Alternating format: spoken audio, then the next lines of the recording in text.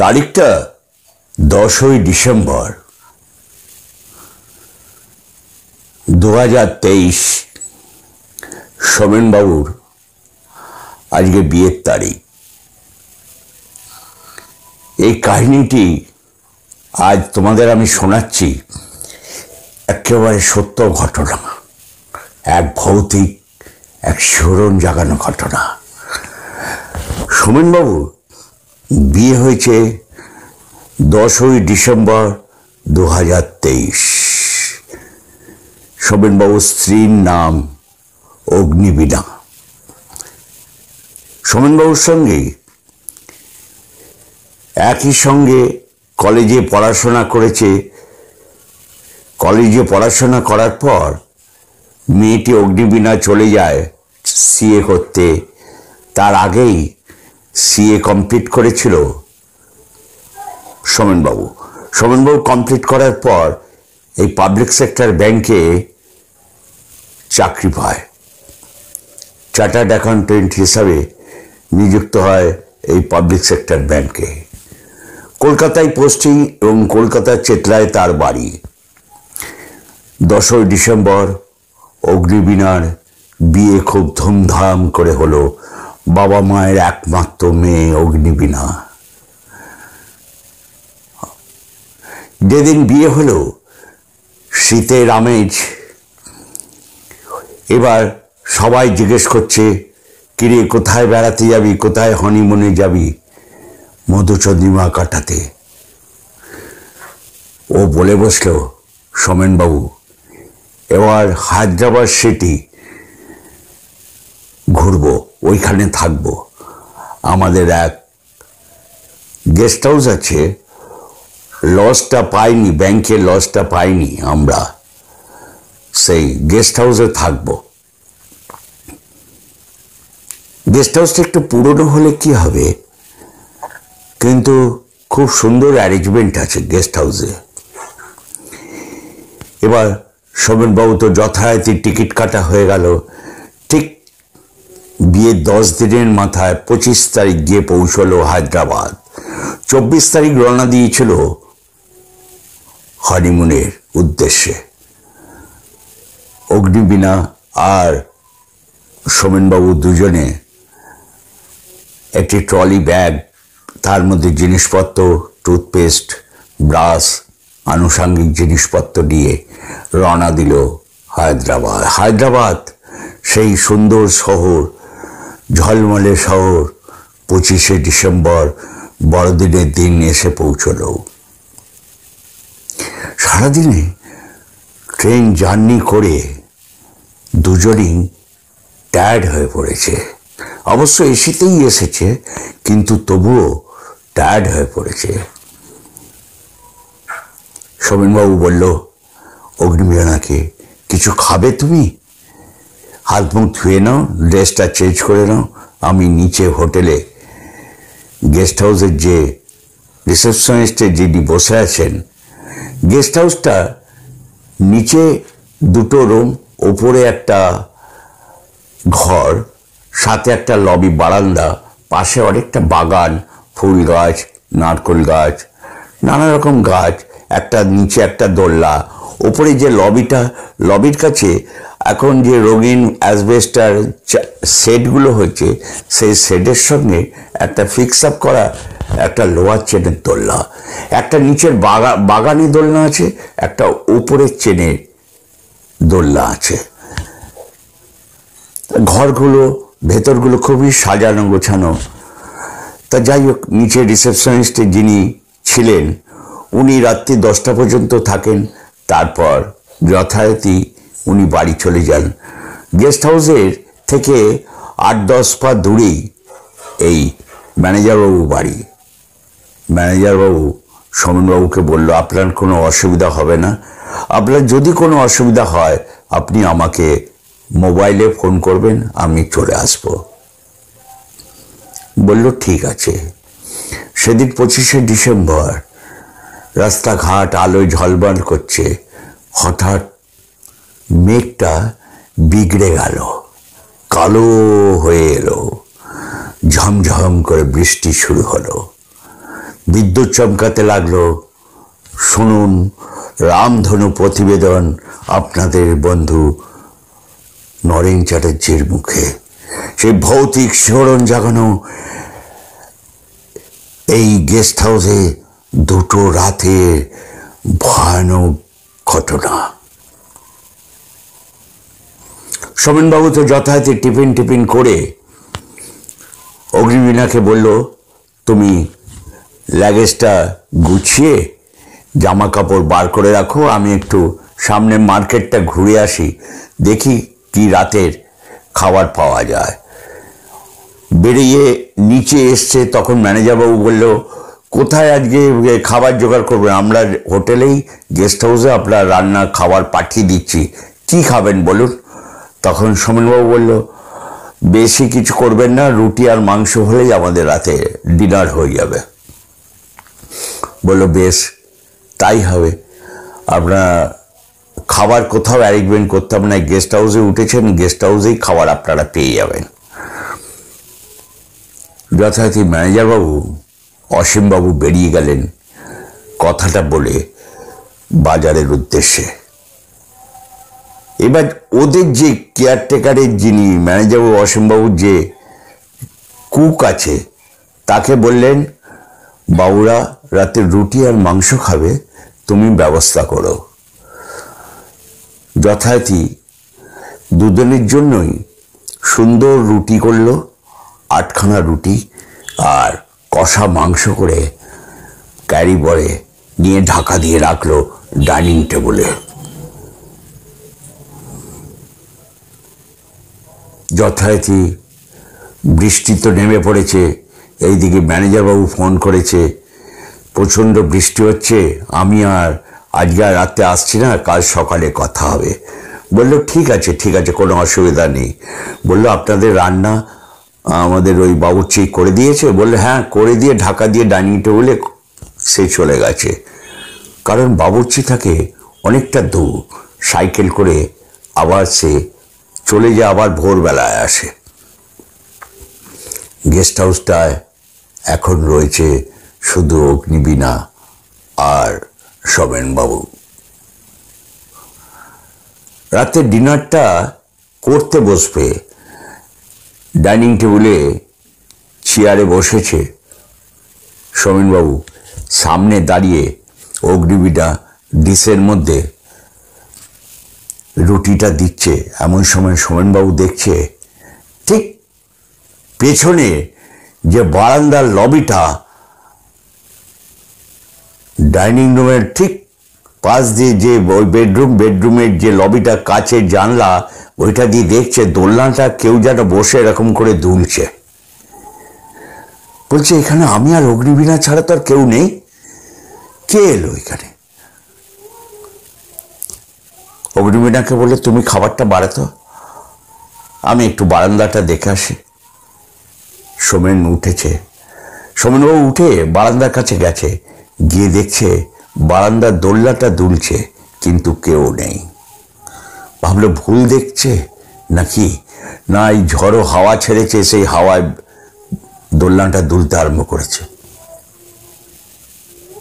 ঠিক এই মনের মধ্যে ঘুরতে লাগলো, দরজাটা, কাছের জানলাটা এরম দিয়ে একটা কই বর্গার মতো লোহার আছে, সেটা আটকে দিয়ে আবার এসে ডাইনিং রুমে চেয়ারটায় খেতে বসলো।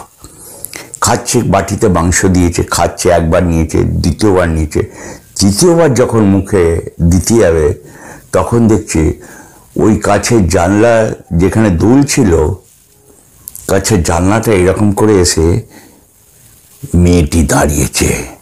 কে তুমি এখানে? সোমেনবাবু চিৎকার করে উঠেছে। অগ্নিবীণা বলছে, কি হয়েছে, কাকে দেখলে তুমি? অগ্নিবীণার কথা শুনে সোমেনবাবু চমকে উঠে বলছে, না কেউ নয়, তুমি খেয়ে নাও, আমি ভুল দেখলাম, ওই ঝড় ছেড়েছে, গাছের পাতা এরকম করছে, আমি ভুল দেখলাম। এবার শুনুন সেই ঘটনা। আজ থেকে ঠিক 5 বছর আগে 2রা বৈশাখ বিয়ের তারিখ ছিল সোমেনের। সোমেনবাবু প্রথম বিয়ে হয়েছিল, মেয়েটির নাম ছিল স্বাতী, খুবই ভালো মেয়ে। তখন সোমেনবাবুর মা খুবই অসুস্থ ছিল। সোমেনবাবুর স্ত্রী স্বাতী দেখাশোনা করত। মাও স্বাতীকে খুবই ভালোবাসত, শাশুড়ি হিসাবে বলবো না, মনে হয় যেন নিজেরই মেয়ে, এমনই ভালোবাসত। স্বাতী খুব ভালোবাসা পেয়েছিল। হঠাৎ একদিন স্বাতীর কপালে ঘটল সেই বিপদ। সেই বিপর্যয় নেমে এলো স্বাতীর কপালে। সোমেনবাবু অফিস গেছে, ব্যাংকে বেরিয়ে গেছে, বেলা তখন 1:30-2 হবে। কলিং বেলের আওয়াজ।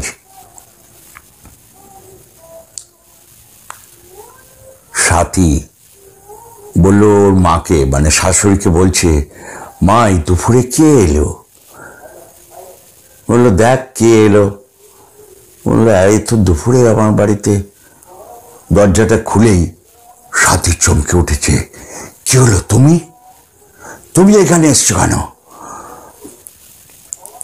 হঠাৎ ওই ঘর থেকে স্বাতীর শাশুড়ি মা সব কথাগুলো শুনছে। তুমি এখানে এসেছো কেন? তোমার সঙ্গে আমার কোনো সম্পর্ক নেই, আমি এখন অন্যের স্ত্রী, তোমার সঙ্গে কলেজে যা হয়েছে হয়েছে। বলে তুমি কি বলছো? তোমার সঙ্গে তো আমার বিয়ে হয়েছিল। বললো না, সেই বিয়ে আমি মানি না, আমাকে তুমি জোর করে নিয়ে গিয়ে বিয়ে করেছিলে। বললো বিয়ে করেছি জোর করে তোমার সঙ্গে? তুমি আমার সঙ্গে মন্দিরে যাওনি?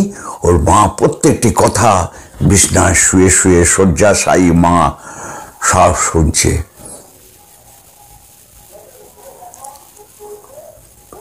স্বাতী ঘর থেকে ধাক্কা দিয়ে ছেলেকে বার করে দেয়। ছেলেটির নাম ছিল রূপম। এবার ওর মা স্বাতী যখন দরজা বন্ধ করে এসছে, বললো তুমি খবরদার আর দরজা যদি ধাক্কেছ আমি পুলিশকে ফোন করব, পুলিশ এলে তোমাকে আমি অ্যারেস্ট করাবো। রূপম ফিরে চলে যায়। রূপম আর কলিং বেলও বাজায় না, দরজাও নাড়ে না।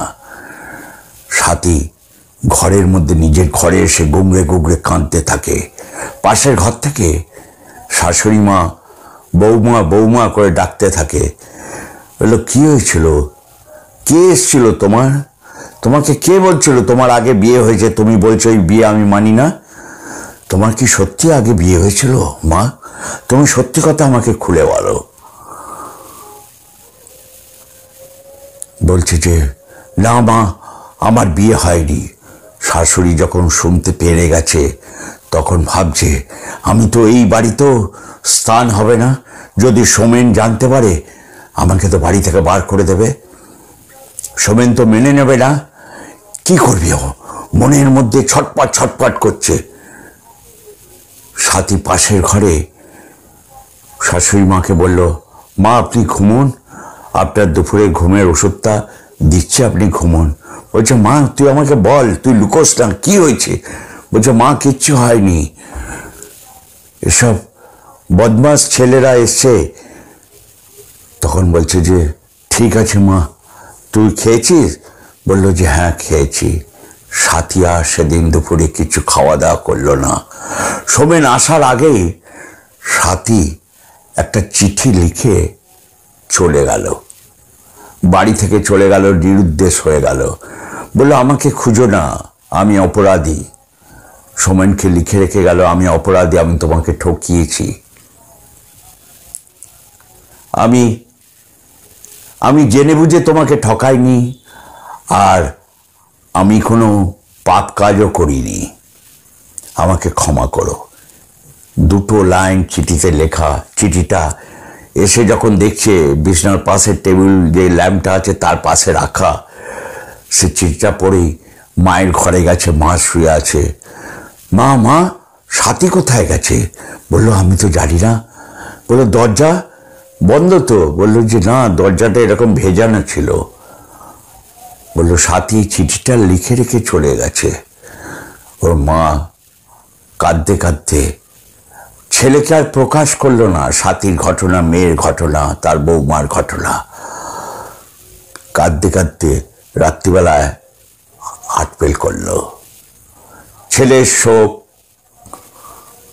ছেলে কষ্ট পাচ্ছে এই ভেবে মা চলে গেল ইহলোকে। প্রাণটা তার চলে গেল ঘুমন্ত অবস্থা রাতে বিছনায়। এদিকে সোমেন ভোরে যখন উঠে জানতে পারল তার মা নেই, বিছনায় ডাকছে, মা নিথর দেহটা ঠান্ডা বরফের মতো হয়ে শক্ত হয়ে গেছে। ঘুমের মধ্যেই মা তাকে ছেড়ে চলে গেছে। এবার সোমেন ঠিক করলো সকালবেলা একবার থানায় যাবে। থানায় গিয়ে অগ্নিবীণার বিয়ের ঠিক কথাবার্তা চলছে, তার মাঝখানে তাও এই যে ঘটনাটা হয়েছে তার ঠিক বিয়ে 6 মাস আগে তখন কথাবার্তা চলছে। তখন মাঝে মাঝে আর পারছে না থাকতে, যে সাথীকে মাঝে মাঝে দেখে এসে ঘরের মাঝখানে খাটের কাছে এসে দাঁড়িয়ে আছে আর চোখ দিয়ে জল পড়ছে। কি হলো সাথী, তুমি কাঁদছো কেন? ঘুম ভেঙে যায়, ঘুমোতে পারে না সোমেন। সোমেনের বাবা আগেই গত হয়ে গেছিলেন, মাও গত হয়ে গেলেন, পড়ে রয়েছে এক মাসি আর 2 মামা। এরা এবার সোমেনকে জোর করে দেখাশোনা করে বিয়ে দেয় অগ্নিবীণার সঙ্গে 10ই ডিসেম্বর। কিন্তু সাথী তো পেছন ছাড়ছে না। যখন সাথী জানতে পারলো অগ্নিবীণাকে আবার বিয়ে করেছে, সাথীর তখন হিংস্র রূপ এসে গেল।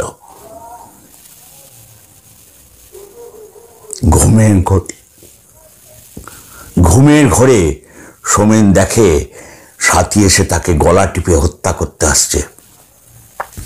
সে অনেকদিন ঘুমের মধ্যে চিৎকার করে উঠেছে, বাঁচাও বাঁচাও আমায়, বাঁচাও, মেরো না আমায়। অগ্নিবীণা পাশ থেকে উঠেই বলে, কি হয়েছে? এটা বিয়ে 2-3 দিনের মাথায়। এবার ঠিক 10ই ডিসেম্বর বিয়ে হবার ঠিক 10 দিনের মাথায় মধুচন্দ্রিমা কাটাতে, হনিমুন করতে হায়দ্রাবাদ সিটি গেল।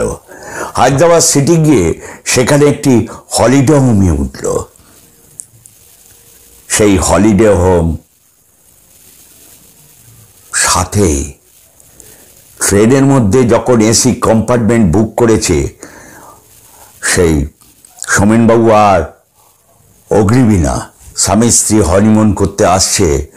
সোমেনবাবু ট্রেনের সেই কম্পার্টমেন্টে দেখছে সাথী বসে আছে, তার ঠিক বালিশটা নিয়ে শুয়েছে, মাথার শিওরের কাছে সাথী বসে আছে। সাথী একটা সাদা গাউন পরত, সুন্দর সিল্কের গাউন পরত। সেই সিল্কের গাউনটা পরে তার মাথার কাছে কম্পার্টমেন্টের মধ্যে বসে আছে। চমকে উঠেছে, উঠে দরদর করে এসি কম্পার্টমেন্টে ঘামিয়ে গেছে। অগ্নিবীণাকে ধাক্কা দিয়ে দাঁড় ডেকেছে। অগ্নিবীণা, কি হলো? বললো, আমার ঘুম আসছে না গো। বললো, তাহলে উঠে বসো, তুমি ঘামিয়ে গেছো কেন? হাত মুখে জল দিয়ে আসো তো। অগ্নিবীণা ঘরে কেবিনটা একা বসে রইল। সোমেনবাবু গিয়ে চোখে মুখে জল দিয়ে এসে আর ঘুম এলো না। রাত তখন 2 বাজে। ট্রেনের কম্পার্টমেন্ট এসে হলিডে হোমে উঠল। সেই হলিডে হোমে যখন খেতে বসেছে রাতের খাবার, দেখছে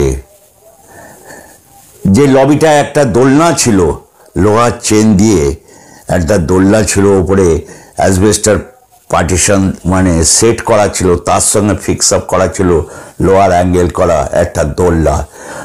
দেখছে ওর মধ্যে এরম করে কাছের জানলার ওপাশ থেকে মানে ডাইনিং টেবিলের চেয়ারে খেতে বসে দেখছে দোলনাটা দুলছে, আর দোলনার মধ্যে মনে হচ্ছে কোনো একটা মেয়ে বসে আছে, দোলনাটা দুলছে আর সোমেনবাবুর দিকে তাকিয়ে আছে। সোমেনবাবু, কে কে ওইখানে, কে বলেই ছুটে গেছে, গিয়ে লাইটটা জ্বালিয়েছে বেডরুমে লাইটটা জ্বালাতেই বাইরে আলোটা জ্বালিয়েছে, দেখছে সেই সময় বজ্র বিদ্যুৎ সহ টিপ টিপ করে বৃষ্টি হচ্ছে আর হাওয়া ছেড়েছে। সেই 25শে ডিসেম্বরের রাতে হায়দ্রাবাদ শহর আলোয় ঝলমল। তখন সোমেনবাবু ভাবছে, কাছের জানলাটা খুলেছে, খিড়কিটা খুলেই দেখছে যে দোলনাটা দুলছে কিন্তু কেউ নেই। ভাবছে ঝড়ো হাওয়া দিয়েছে, সেই হাওয়ায় বোধহয় দোলনাটা দুলছে। খানিকক্ষণ ভাবার পর ভাবলো আমি ভুল দেখলাম নাকি। ফিরে এলো খাবার টেবিলে। অগ্নিবীণা জিজ্ঞেস করলো, কি গো, কি হয়েছে, কি দেখেছো? বললো, না কিছু না। অগ্নিবীণাকে বলল না, অগ্নিবীণা যদি ভয় খেয়ে যায়। রাত তখন 11টা, 11:30 হবে। বৃষ্টি পড়ছে, বাইরে বিদ্যুৎ চমকাচ্ছে, মাঝে মাঝে বাজের শব্দ ফিরে আসছে, কিছুতেই ঘুম আসছে না। হঠাৎ বৃষ্টিটা একটু ধরেছে। তখন ঘরের মধ্যে সিগারেট খেতে খেতে সোমেন বাইরের লবিটায় এসে পায়চারি করছে, যেখানে বারান্দায় দোলনাটা দুলছিল সেখানে দোলনাটা বন্ধ হয়ে গেছে। রাত ঘড়িতে দেখে 11:30। কোথাও কোথাও ধুমধাম বাজে ফুটছে বড়দিনে, দূরের আলো রোশনাই দেখা যাচ্ছে।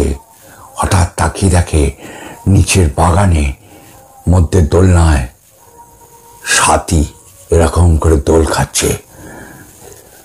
ঠিক দোলনাটা যেমন ওপরে দেখেছিল, নিচে সেই বাগানের দোলনাটা দুলছে এরকম করে, তার মধ্যে সাথী বসে আছে।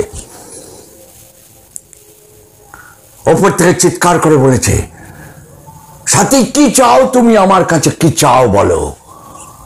অগ্নিবীণা চমকে উঠেছে সোমেনের কথা। বিছানা থেকে ধর্মড় করে উঠিয়ে, কি হয়েছে তোমার, কি হয়েছে আমাকে বলো, কে কে কে ওইখানে? বলছে যে না, কেউ নয়, আমি বোধহয় ভুল দেখলাম। কি দেখেছো তুমি? বলছি যে না কিছু নয়। বললো না, যদি অগ্নিবীণার হনিমুন করতে এসে সে ভয় পেয়ে যায়, তাহলে সে যদি জানতে পারে তার প্রথম স্ত্রী ছিল, তার প্রথম স্ত্রী চলে গেছে, পরে জানতে পেরেছিল মেয়েটি সুইসাইড করেছিল, সাথী একটা ব্রিজের ওপর থেকে গঙ্গায় ঝাঁপ দিয়েছিল। সেই চেতলা থেকে হাঁটতে হাঁটতে এসে বালি ব্রিজের ওপর থেকে ঝাঁপ দিয়েছিল গঙ্গায়, এসে ঝাঁপ দিয়েছিল। সাথী জলে ডুবে মারা যায়, বডি অনেক দিন পর শনাক্ত হয়, সেটা সোমেনবাবু জানতে পারে। সোমেনবাবুকে খবর দিয়েছিল বডিটা, বললে আপনারাই দাহ করে দিন, আমার এই সংসারে আর কোনো বিপদ ডেকে আনতে আমরা চাই না। সেই ডোমেরা কি দাহ করেছিল না করেনি, তাও সোমেনবাবু জানতে পারেনি। এবার হায়দ্রাবাদে দ্বিতীয় স্ত্রীকে নিয়ে ঘুরতে এসছে, হনিমুন করতে এসছে। সোমেনবাবু কথাবার্তা ব্যবহার খুবই ভালো। একদিকে সাথীর শোক, আরেকদিকে চিন্তা অগ্নিবীণার জন্য। যদি অগ্নিবীণা জানতে পারে তাহলে কি আমাকে ছেড়ে চলে যাবে? অগ্নিবীণাকে কিছুতে বলবো কি বলবো না করছে, বলতে পারছে না। পরের দিন সকালবেলায় সারা রাত ঘুম হলো না। পরের দিন সকালবেলা হায়দ্রাবাদ সিটি, ফিল্ম সিটি আর নানা রকম জায়গা ঘোরার প্ল্যানিং। একটি বাস রিজার্ভ করেছিল, সেই রিজার্ভে টিকিটও কেটেছিল 20-25 জন ট্রাভেলার, ছোট ছোট বাসগুলো ফিল্ম সিটি ঘোরায়। জানলার ধারে বসেছে সোমেন, পাশে বসেছে অগ্নিবীণা, দুটো করে সিট। ফিল্ম সিটির মধ্যে ঘুরছে, হঠাৎ দেখছে সোমেনবাবু তার পেছনে সাথীও তার সাথে সাথে আসছে। চমকে উঠেছে, বলছে কি গো তুমি তুমি আমাকে আমাকে একটু মুক্তি দাও, আমাকে আমাকে একটু একা থাকতে দাও, আমাকে এরকম করো না প্লিজ, এরকম করো না। কি হয়েছে তোমার, তোমার কি হয়েছে বলো তুমি। এবার সেই সময় অগ্নিবীণা কাছে ছিল না, একটা একটু দূরে একটা কি জিনিস দেখছিল, আর যারা গাইড ছিল তারা কি বোঝাচ্ছিল অগ্নিবীণাকে। আর এখানে স্বাতীর সেই রূপ, গাউন পরা সাদা ছায়ামূর্তি, তখন বলছে তুমি যে বিয়ে করেছো তোমার আমার, তুমি আমার কাছে ফিরে চলো, তোমাকে আমি কাউকে হতে দেব না।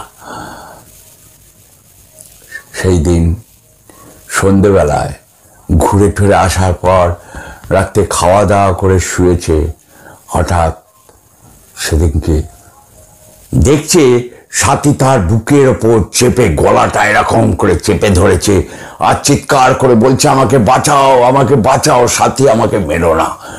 অগ্নিবীণা ছুটে মানে ধর্মনিয়ে করে উঠেছে, বিছনায় পাশে শুয়েছিল, তখন বাজে রাত্রি 11টা। বলছে কি গো কি হয়েছে, আজকেও কি হয়েছে, এরকম করছো কেন তুমি? বলছে আমাকে মেরে ফেলবে, আমাকে মেরে ফেলবে, চলো আমাকে নিয়ে চলো কলকাতায়। বলে হ্যাঁ কালকেই আমরা ফিরে যাবো, আমরা আমরা এখানে থাকবো না, চলো চলো আমরা কালকেই ফিরে যাব। পরের দিন অ্যারেঞ্জমেন্ট করে প্লেনের টিকিট কেটে কলকাতায় ব্যাক করে অগ্নিবীণা আর সোমেন।